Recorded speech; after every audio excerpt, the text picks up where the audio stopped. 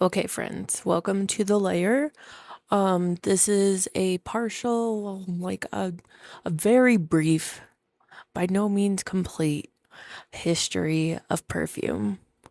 We're going to start off in 1200 BCE, Mesopotamia, and Tepudi Beletakelum is the first person to be documented on clay tablets using distilled flowers, calamus, and oil to make scented salves for the royal court. Then we have the Egyptians who are using kaifi, which is a mixture of frankincense, myrrh, honey, and resins. This is mostly first used for more like religious type of things, but as time goes on and we reach the Egyptian golden age, you start to see it used by commoners and normal people. They even had a god named Nefertum, and she had a crown made of water lilies, and she was the god, or it, it was the god of perfume.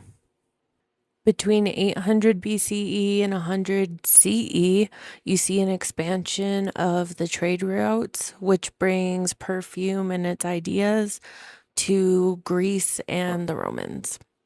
Greeks are given credit for making the first liquid perfumes. However, they made them with heavy oils like almond oil and olive oil.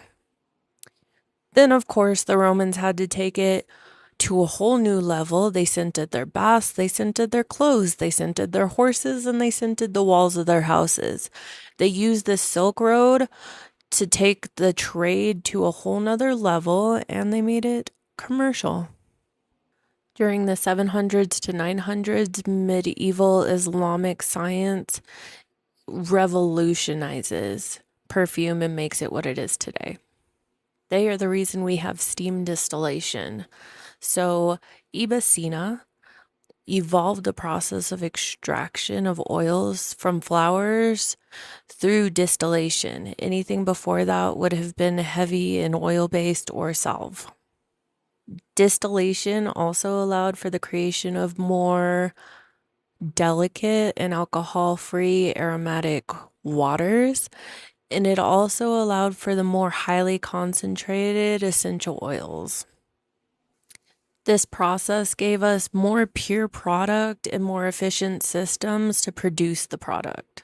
In the 1300s through the 1600s, the Crusades and new trade routes is what brought about a ton of change and also perfume.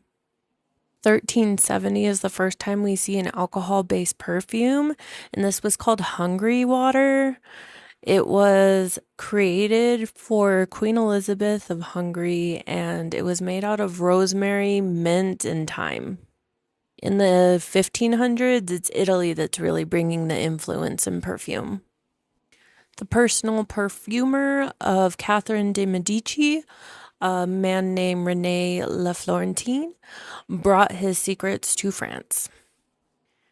He is credited with creating scented leather gloves, which helped cover the very foul smell that came from tanning the leather.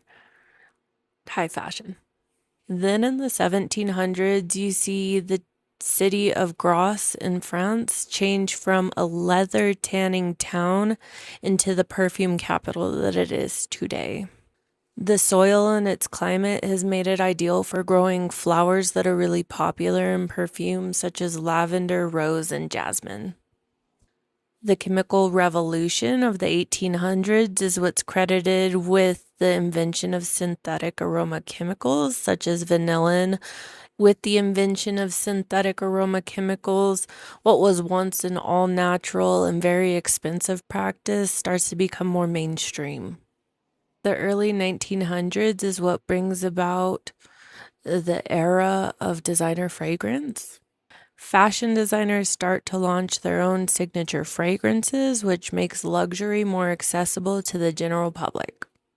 In 1911, you see Parfums de Rosine by Paul Poiret launch as one of the first fashion designer fragrance houses. And then in 1921, you see the debut of Chanel No. 5.